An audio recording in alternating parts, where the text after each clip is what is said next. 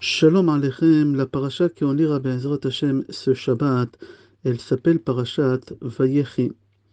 La paracha parle du départ de ce monde de Yaakov Avinu, après qu'il a vécu 17 ans en Égypte.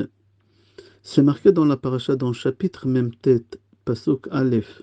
Vaikra Yaakov el Banav Vayomer, et asfu ve'agida lachem, et asher ikara etrem be'acharit hayamim. Yaakov, il a demandé à ses enfants de se réunir autour de son lit et il veut leur dire ce qui va se passer à la fin du temps. Rashi sur place dit Bikesh Yaakov legalot et aketz. Yaakov, il a voulu donner la date de la fin de ce monde, quand est-ce le Mashiach il viendra.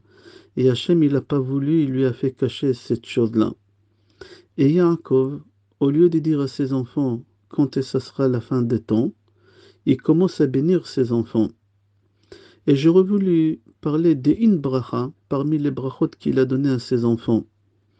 La bracha qui Yaakov y bénit son fils Zvulun. Mais avant de parler de la bracha qui Yaakov donne à Zvulun, j'aurais voulu revenir dans la paracha des Shabbat dernière. Dans la paracha des Shabbat dernière, dans le chapitre Memvav Pasuk Tet, la Torah elle nous écrit là-bas les noms de tous les frères en ordre chronologique. Reuven, Shimon, Lévi, Yehuda, Issachar et après Zvulun, etc. C'est ça l'ordre chronologique. Mais dans notre paracha, quand Yaakov bénit ses enfants, Yaakov ne suit pas l'ordre chronologique. Yaakov d'abord il fait la bracha à Zvulun et après il fait à Issachar. Regarde dans le chapitre Memvav, Pasuk Yud Gimel. Yaakov bénit Zvulun en lui disant Zvulun lechof yami mishkon. Et après seulement il bénit l'autre frère Issachar. C'est étonnant que Yaakov ait fait une chose pareille. On voit Moshe Rabbeinu aussi, il fait la même chose dans Parashat Vedot Abracha, dans Sefer Dvarim, chapitre Lamed Gimel, Pasuk Yotret. D'abord Moshe il dit ou les Zvulun amar, semar Zvulun betzetecha, ve'Issachar be'oalecha. Et seulement après, il parle d'Issachar. Ok, si Moshe il a fait ça parce que Moshe il a dit je peux faire ça puisqu'Yaakov même il a fait ça. Alors je répète la question, pourquoi Yaakov il a fait cette chose? Pourquoi Yaakov d'abord il a béni Zvulun et après Issachar? Nos sages répondent et ils disent que depuis toujours, Issachar et Zvulun ils avaient un contrat entre eux. Et ce contrat il est valable jusqu'à la fin des temps, jusqu'à que le Mashiach viendra. C'était pas le contrat. C'était quoi le contrat? Zvulun, c'était un homme d'affaires. Issachar, c'était quelqu'un qui étudiait la Torah toute la journée. Zvulun, il donnait de l'argent à Issachar pour qu'il puisse étudier la Torah tranquillement, sans souci.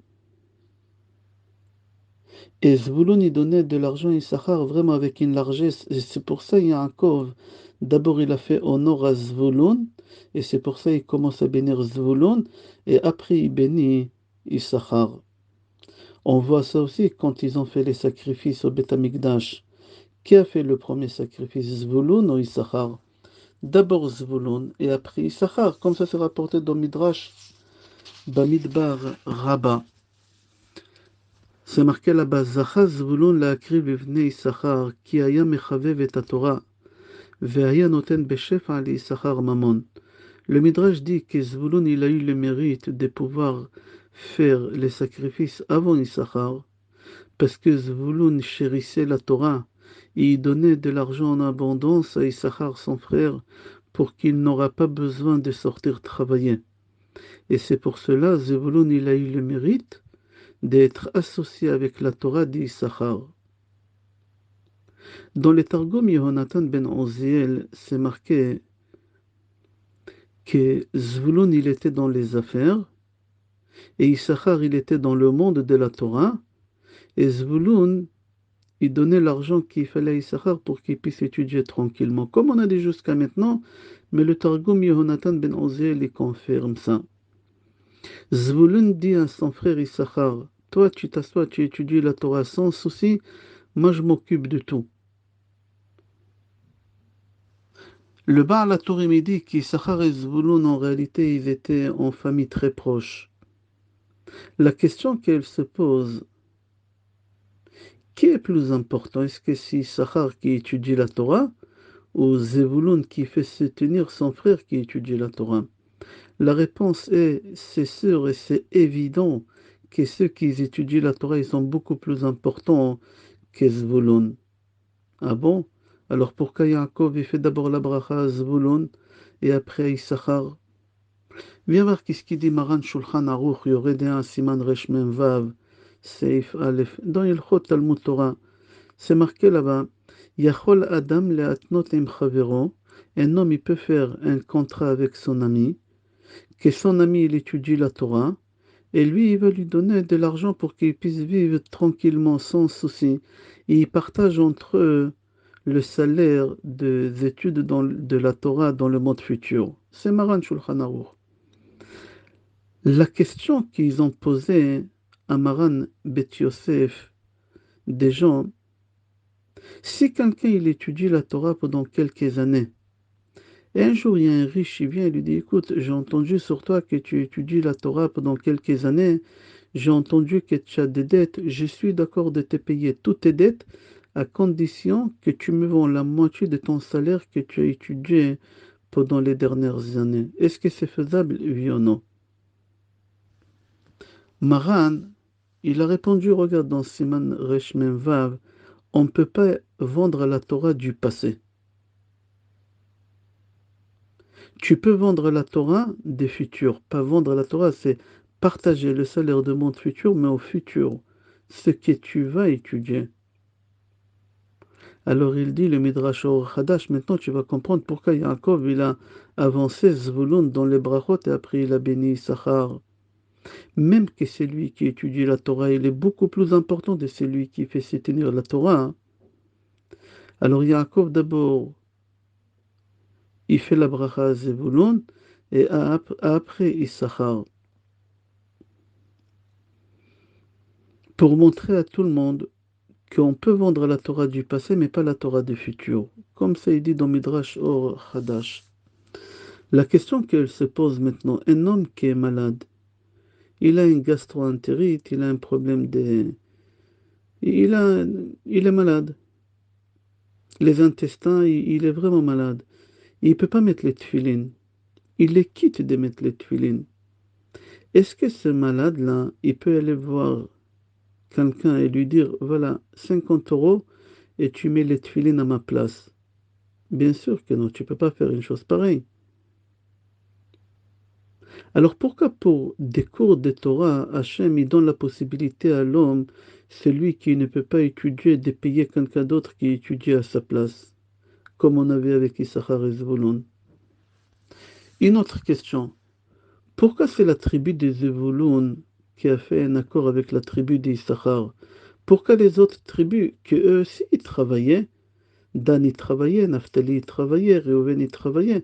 Pourquoi eux, ils n'ont pas fait un contrat avec la tribu d'Issachar? Pourquoi que la tribu des Zvouloun, ils ont fait ce contrat? C'est rapporté dans Gemara Megillah, page Vav Amud Aleph, que Zvouloun, il s'est plaint à Hachem. Et il a dit à Hachem, pourquoi tu m'as mis au monde marin? Parce que Zvouloun, son travail à lui, c'était marin. Le Chof Yami Mishkon. Zvouloun dit à Hachem, comme ça s'est rapporté dans Gemara Megillah, pourquoi tu m'as pas donné un métier comme mes frères sur la terre ferme? J'aurais pu m'asseoir et étudier la Torah. Si j'étais agriculteur comme mes frères, j'aurais eu beaucoup de temps pour étudier la Torah. J'aurais eu beaucoup plus la possibilité d'étudier la Torah.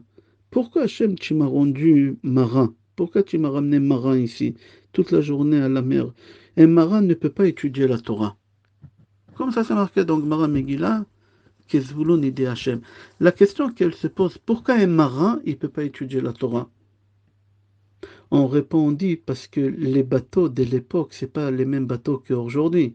Les bateaux de l'époque, ils n'étaient pas stables. Ils bougeaient énormément. On ne pouvait pas se concentrer.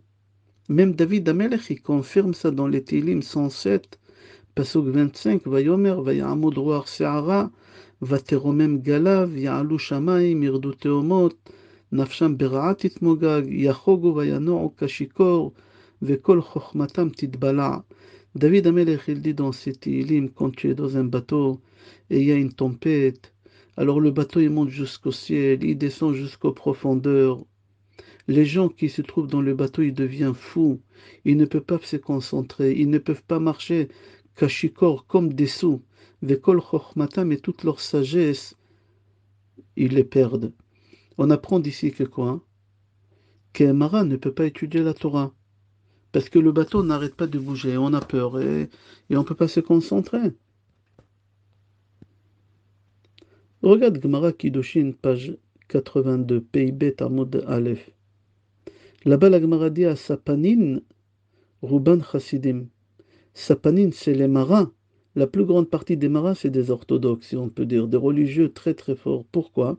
Rachid, dans la raison, il dit parce que toujours ils sont en danger de mort, ils ont peur de mourir, alors ils sont tout le temps, ils se sentent tout le temps proches des Hachem.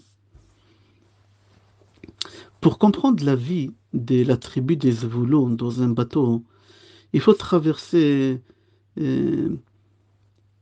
qu'est-ce qu'eux ils traversent de nos jours. Tu peux traverser ça quand tu prends un avion. Et il y a un trou d'air, ça s'appelle. Et là, le pilote, il prend le micro, il dit, mettez vos ceintures, on rentre dans des turbulences. Et tu vois, après une minute que le pilote, il dit ça, l'avion, il bouge de tous les côtés. Est-ce qu'au moment que l'avion, il bouge de tous les côtés, tu vois les masques qui tombent, est-ce que tu peux ouvrir une Gemara et étudier? Est-ce que tu es capable d'ouvrir des Tehillim ou étudier?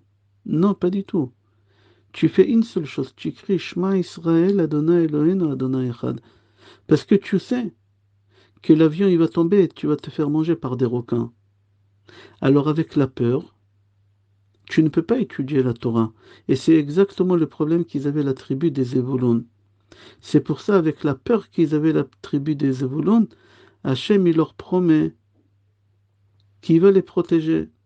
Mais il faut étudier la Torah, mais ils ne peuvent pas étudier la Torah. Toi aussi, quand tu te trouves dans l'avion, et l'avion il bouge de tous les côtés, tu promets à Hachem, je vais donner la tzedaka, je vais faire la tefila béminyan, je ne vais pas arriver en retard à la synagogue, je ne vais plus parler à la synagogue. Tu promets des choses quand l'avion bouge. Zvulun dit Hachem, Ribono shel olam, les maîtres du monde, pourquoi tu ne me donnes pas la parnassa dans la terre ferme? J'aurais pu étudier la Torah dans la terre ferme. Qui peut étudier la Torah quand il est dans un bateau? Et le bateau il bouge de tous les côtés. On est en danger de mort chaque instant. Je ne peux pas me concentrer à étudier la Torah. Alors, comme Zvulun ne peut pas étudier la Torah, il est parti voir son frère Issachar. Il lui a dit, mon cher frère, toi tu vas t'asseoir, tu vas étudier la Torah, hein, et moi je vais te donner l'argent qu'il faut pour que tu puisses faire vivre ta famille comme il faut. Comme ça, je partage avec toi le salaire de ta Torah. Si tu remarques, la Torah, c'est la seule chose qu'on ne peut pas dire je peux ne pas la faire. Je peux ne pas étudier la Torah. Tous les mitzvot, si tu ne peux pas les faire, tu es quitte. Et tu n'as pas besoin de demander à quelqu'un d'autre de les faire à ta place. Mais cette mitzvah d'étudier la Torah, tu dois la faire et si tu ne peux pas la faire, tu peux demander à quelqu'un d'autre qui le fait à ta place. Le Rambam Maïmonide dans Ilchot Talmud Torah, chapitre 1, halakha 8, il dit que chaque juif, il est obligé d'étudier la Torah, qu'il soit pauvre, riche, en santé, en mauvaise santé, chas v'shalom, jeune, vieux, pauvre, riche, obligé de fixer des temps pour étudier la Torah jour et nuit, comme c'est marqué dans le prophète Ishaïa, chapitre 1, pasuk 8, Ve'agita bo yomam v'layla. Je répète la question, pourquoi la mitzvah d'étudier la Torah, c'est la seule mitzvah que un juif il ne peut pas se rendre quitte à ne pas la faire. C'est lui qui ne peut pas mettre les tefilines parce qu'il est malade. Bon, il est quitte, on ne va pas le punir. Mais personne au monde a le droit de ne pas étudier la Torah. Personne. La Gemara Kiddushin, page Lamed Amud Bet, dit, voici qu'est-ce qu'Hachem il a dit au béné Israël. Barati Yetzerara ou Barati lo Torat Tavlin. Hachem il dit au Bnei Israël, j'ai créé le mauvais penchant, mais j'ai créé aussi le médicament à ce mauvais penchant, c'est la Torah. Si vous étudiez la Torah, vous n'allez pas glisser chez le Yetzer Hara. Viens voir Mishnah Ktubot, Perek Hei, Mishnah Vav, lis là-bas, tu vas voir qu'est-ce qu'il dit pour ceux qui étudient la Torah, qu'est-ce qui se passe avec eux. Et on va arriver au Sapanim, au Mara. Qu'est-ce qu'il dit Rabbi Eliezer là-bas? C'est-à-dire que les marins, ils ne se trouvent pas à la maison pendant des mois et des mois, ils sont dans la mer. Et là-bas, quand ils se trouvent dans la mer, ils se trouvent dans des tentations énormes parce qu'ils n'ont pas leur femme avec eux. Alors mon cher Rabbeinu, il leur dit, ne vous inquiétez pas, il dit aux marins, Smart Zvulun Betzetera, sois joyeux quand tu t'en vas. Pourquoi tu dois être joyeux? Parce qu'Issachar Be'oalecha, parce qu'Issachar, il étudie la Torah. Et grâce à la Torah qu'Issachar, il étudie, tu es protégé. De quoi tu es protégé? De ne pas glisser dans le péché. C'est-à-dire, quand tu étudies la Torah, tu es en train de créer des anges. Ces anges-là, ils te protègent sur la route. Maintenant, quelqu'un qui n'étudie pas la Torah, alors il ne crée pas des anges pour le protéger, mais s'il fait se tenir ceux qui étudient la Torah, grâce à la Torah que la personne étudie, toi tu vas profiter des anges qu'il est en train de fabriquer parce que tu le fais se tenir à étudier la Torah. Zvulun, il se tenait Issachar. Alors grâce aux études de Torah d'Issachar, Zvulun, il avait une protection. Les anges qu'Issachar il créait avec les études de la Torah, ils protégeaient Zvulun pour qu'il ne glisse pas dans le péché. C'est rapporté dans Gemara Brachot page Yud Zayin Amud Aleph. Quel mérite les femmes ont pour vivre dans le monde futur, puisque pour vivre dans le monde futur, c'est uniquement à travers la Torah. Ceux qui étudient la Torah, ils peuvent être au monde futur. Et les femmes qui n'ont pas la mitzvah d'étudier la Torah, donc quel mérite ils ont pour pouvoir profiter du monde futur? La Gemara, elle répond, ah, ma Rabbi Chia. Rav Chia, il a dit au Rav, grâce au mérite que les femmes, ils accompagnent leurs enfants à étudier la Torah et qui donnent la possibilité à leur mari d'étudier la Torah. C'est-à-dire la femme, certes, elle n'a pas l'obligation d'étudier la Torah, elle n'a pas le temps d'étudier la Torah, mais la femme, elle donne la possibilité à son mari et à ses enfants d'étudier la Torah. Et la Torah que son mari étudie et ses enfants, ils étudient, grâce à ça, elle aura le monde futur. Et grâce à ça qu'elle donne la possibilité à son mari d'étudier la Torah et elle s'occupe du bien-être de la maison, le mari peut étudier la Torah tranquille parce que sa femme, elle s'occupe de tout. Grâce à ça, la femme, elle pourra, Bezrat Hashem, y aller en Olam Haba. C'est marqué dans Yaharot Dvash, que c'est rapporté dans Gemara Kiddushin, page Lamed, que quand on étudie la Torah, on peut combattre le Yetzer Hara. Yaharot Dvash dit que les femmes qui étudient pas la Torah, comment ils peuvent combattre leur Yetzer Hara? Il répond, le Yaharot Dvash, il dit, c'est comme Zvulun, qu'il a réussi à combattre son Yetzer Hara grâce à la Torah qu'Issachar il a étudié. Les femmes aussi, ils peuvent combattre leur Yetzer Hara grâce aux études de Torah que leurs enfants ils étudient ou que leur mari il étudie. Parce qu'il faut que tu saches, tu ne peux pas combattre le Yetzer Hara sans la Torah, c'est pas possible. Chaque personne qui n'étudie pas la Torah ou qui ne fait pas se tenir ceux qui étudient la Torah, il ne peut pas combattre le Yetzer Hara parce qu'il n'a pas les outils. Et les outils pour combattre le Yetzer Hara, on l'appelle Talmud Torah, les études des Torah. Et c'est lui qui n'a pas le mérite d'étudier la Torah, alors il va glisser dans les péchés. Alors c'est pour cela, chaque homme, ou il étudie la Torah, ou il fait se tenir ceux qui étudient la Torah, avec la Simcha. Parce qu'il y a un grand salaire que tu vas toucher derrière. C'est-à-dire, dans la paracha, on voit la bracha qu'Yaakov il a donnée à Zevulun et à Issachar. Pourquoi les deux, Zevulun et Issachar? Parce que c'est ça la mission des Zevulun dans ce monde.